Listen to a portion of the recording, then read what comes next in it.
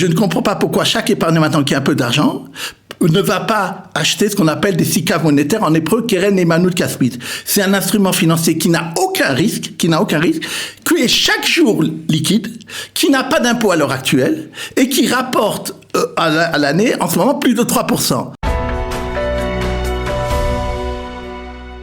Nous aurons le plaisir, comme chaque mercredi, de retrouver le docteur Daniel Guggenheim, fidèle au poste. Daniel, bonjour, Boker Tov. Bonjour.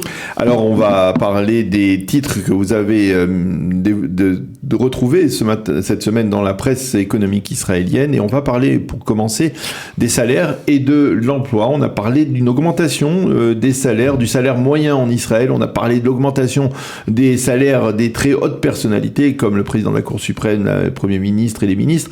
Alors, où on en est ? Oui, comme d'habitude, très bonne question et vous avez bien cerné le sujet. Les chiffres sont sortis maintenant pour le salaire moyen, c'est-à-dire c'est toujours en retard, on a maintenant les chiffres de septembre, il reste équivalent plus ou moins au mois d'avant et c'est toujours autour de 12 000 shekels. Le salaire moyen de tous les salariés, encore une fois, ça représente à peu près 5% d'augmentation, un petit peu moins que l'inflation sur les 12 mois. D'abord, cette première situation de salaire qui augmente va avoir des conséquences importantes, ce qui va se passer en janvier. D'abord, vous avez peut-être, comme vous l'avez souligné, les hauts fonctionnaires, la présidente de la Cour suprême, le président, etc., vont normalement avoir une augmentation de 15% de leur salaire. Pourquoi 15% alors qu'il n'y a eu que 5%? Parce que pendant la période du Covid et autres, tout avait été bloqué pour justement participer à l'effort collectif du Covid. Et donc, c'est un rattrapage sur plusieurs années. Concernant les hauts fonctionnaires et les députés et autres, il y a, ça fait du bruit dans la presse, le bruit qui est fait dans la presse est fait pour monter l'opinion publique et peut-être empêcher une partie de cette augmentation, c'est-à-dire je suis pas sûr que les 15% sont donnés, la presse parle qu'il y aura peut-être un peu moins, ça va dépendre quand, on va en parler d'ailleurs quand le gouvernement sera fixé, sera installé. Maintenant, ça c'est donc concernant les salaires. Il y a aussi, c'est important de dire, l'augmentation des allocations. Surtout, par exemple, les allocations handicapées, vont augmenter de 10%. Et d'ailleurs, l'ensemble des allocations générales, puisqu'il y a aussi un rattrapage à ce niveau-là. Et par exemple, j'ai vu des chiffres qu'au lieu de 3 600 comme base, ça sera 4 000 shekels pour des gens qui sont à très très bas niveau. C'est quelque chose de très important, cette augmentation de 10%. Et ça, je pense que ça ne sera pas remis en cause. Maintenant, il y a toutes sortes d'autres allocations que, par exemple, pour les retraites, pour les fonctionnaires et autres, qui sont aussi indexées au coût de l'inflation et donc là aussi vont augmenter de l'ordre de l'inflation. Ça, c'est concernant les salaires. Et pourquoi, d'ailleurs, il y a une augmentation des salaires générales, alors que, on va en parler peut-être aussi dans la suite, il y a une augmentation continue des taux d'intérêt de la Banque d'Israël. Généralement, quand il y a les taux d'intérêt qui montent, l'activité économique est moins forte, et donc il y a moins d'emplois, etc. Et en Amérique et en Israël, on voit que c'est pas le cas. On a parlé la semaine dernière de ce qui s'est passé le Black Friday, c'était dans le monde entier comme ça. Et apparemment, les gens ont envie de consommer, bien que les taux d'intérêt sont plus importants, et ou bien ils tirent sur leur épargne, ou en Israël, à mon avis, d'après ce que je vois les chiffres, ils s'endettent de plus en plus et de plus en plus cher.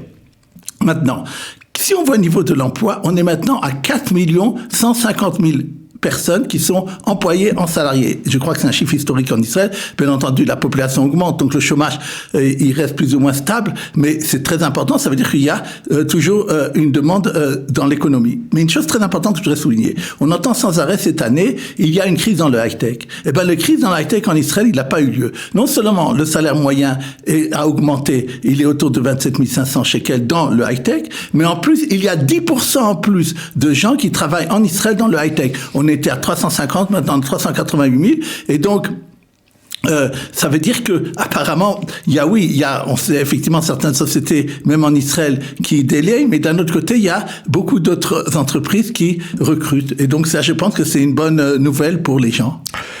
Alors, ça c'est important bien entendu. Maintenant, on va essayer de se pencher un peu sur le gouvernement qui est en pleine formation. Il n'est pas encore formé, mais on voit déjà les choses se préciser.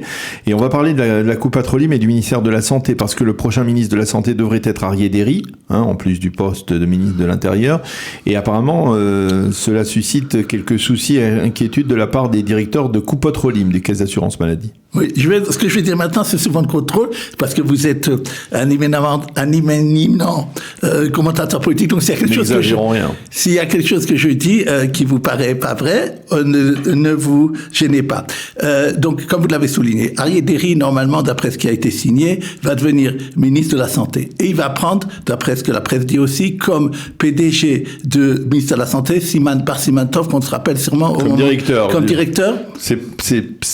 Là, je me permets de vous corriger parce que si Simantov doit revenir, il ne reviendra pas au poste de ministre de directeur général du ministère de la Santé qu'il a déjà occupé. Et on parle de lui comme un potentiel directeur de la présidence du Conseil.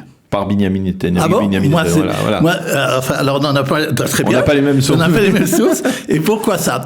Et justement, c'est un article que je vous cite, c'est un article de Calcalis d'hier, donc qui prend ça comme base. Donc apparemment, il a d'autres sources que vous. Et il dit la chose suivante. Bar Simantov, il avait au ministère de la Santé comme politique de vouloir lutter contre le ministre des Finances et avoir le maximum de budget pour les hôpitaux. Ouais. Lui, il a voulu favoriser les hôpitaux par rapport aux Coupe Patrolim.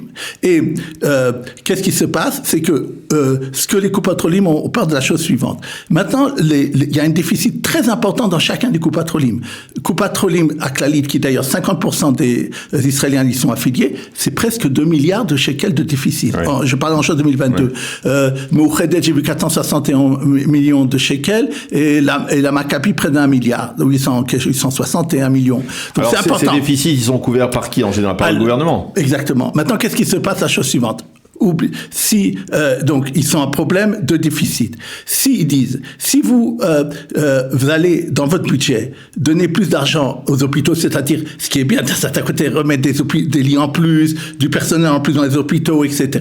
Ça va venir, puisque c'est pas extensible d'après eux, ça va venir au désaccord, au désagrément contre ce qui peut se passer au niveau des Coupe Patrolim. Et eux, ils s'inquiètent de la chose suivante. Ils disent, il faut bien que vous compreniez la chose suivante, c'est que si vous donnez moins d'argent qu'au Patrolim, qu'on a déjà des déficits, ça veut dire pour nous, on aura moins de médecins.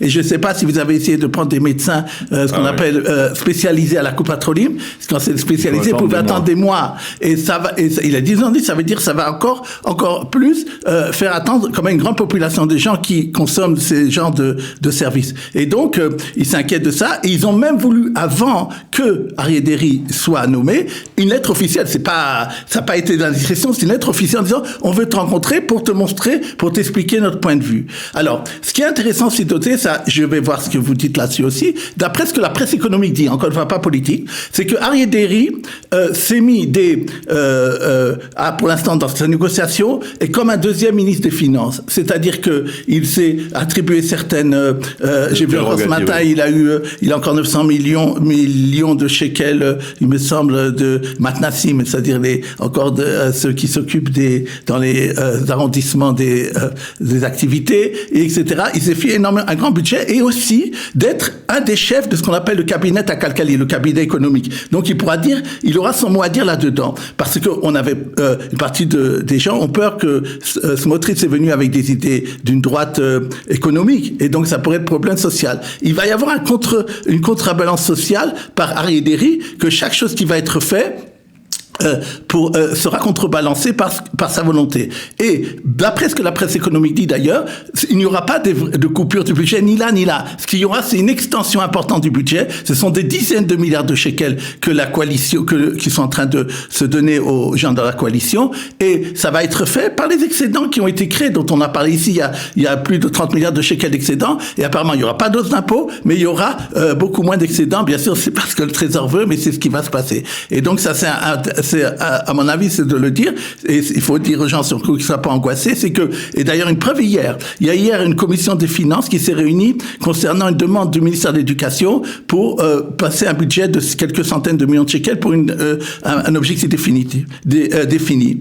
Et ça a été refusé par la commission des finances en disant, d'abord, il y a depuis des années que toi, le ministère des Finances, le ministère de l'Éducation, tu devais donner de l'argent pour des écoles d'handicapés qui ne sont pas reconnues. Il y a dans le ministère de l'Éducation, il y a quelque chose qui s'appelle pas reconnu, et tu ne l'as pas donné depuis des années. Donne ça avant et après on te permet. Ça veut dire qu'on aura maintenant une commission des finances qui ne sera pas comme au temps de Lieberman dans la même coalition, dans le même parti même, et qui fera des problèmes, et qui a aussi une très grande fibre sociale. Les Gafni représentent beaucoup de populations qui ont des problèmes, et donc je pense qu'il y aura à ce niveau-là une balance entre les besoins économiques et les besoins sociaux.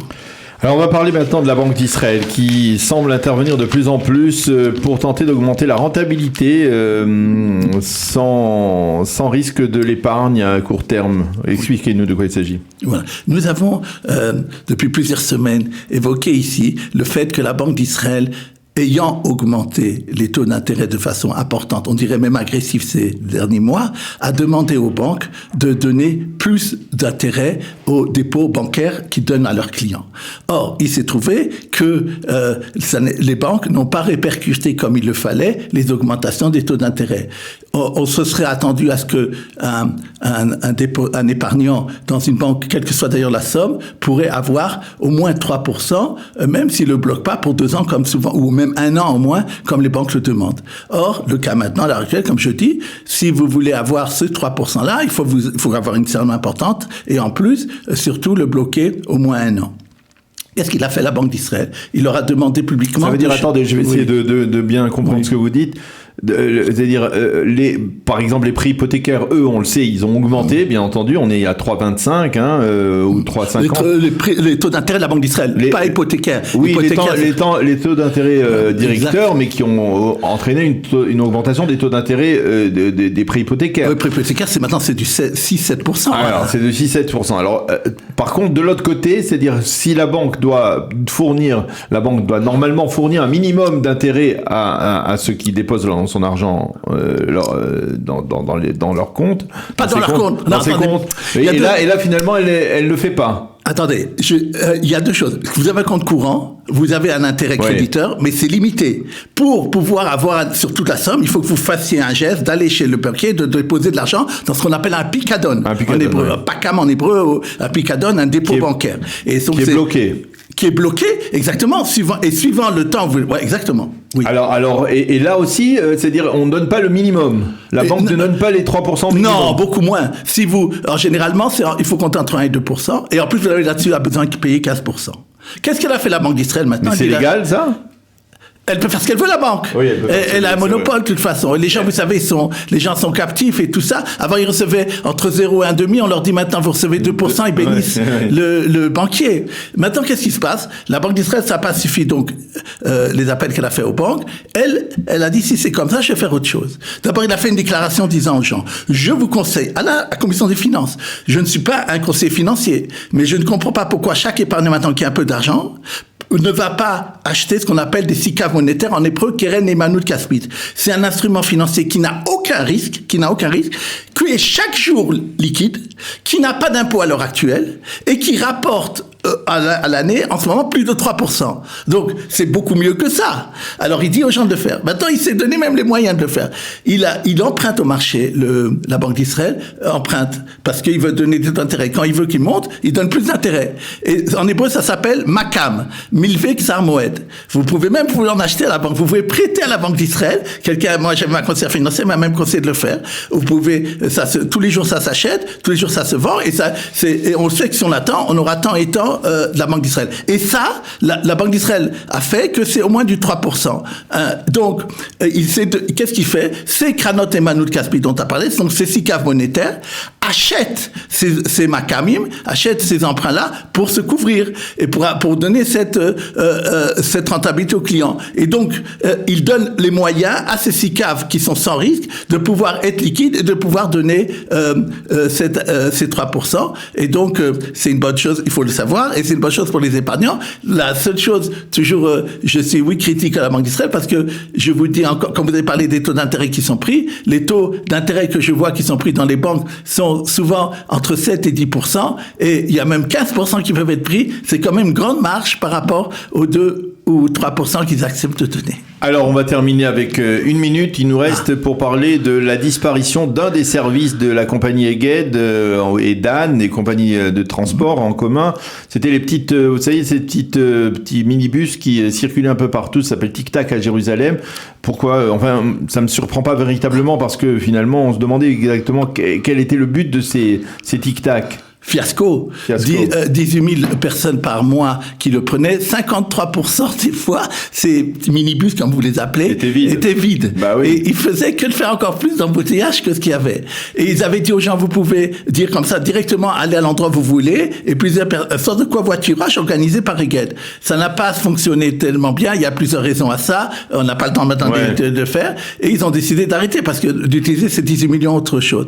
La solution que les économiser beaucoup, moi, je pense s'il y a quelque chose là-dedans, c'est de faire du covoiturage payant. C'est-à-dire que c'est déjà vous, en tant que particulier, vous allez à un endroit, de proposer à quelqu'un de vous payer une partie, de l'essence. de l'essence, du trajet, ou bien ce qu'on appelle le UberX. Ça a eu en Israël, mais ça a été interdit, parce que les chauffeurs de taxi ne veulent pas. Eh bien, merci beaucoup, Dr Daniel Guggenheim, de nous avoir éclairé sur les derniers développements économiques tels que vous les avez recueillis dans la presse économique de ces derniers jours. Merci beaucoup d'avoir été avec nous ce matin. Bonne journée, Daniel.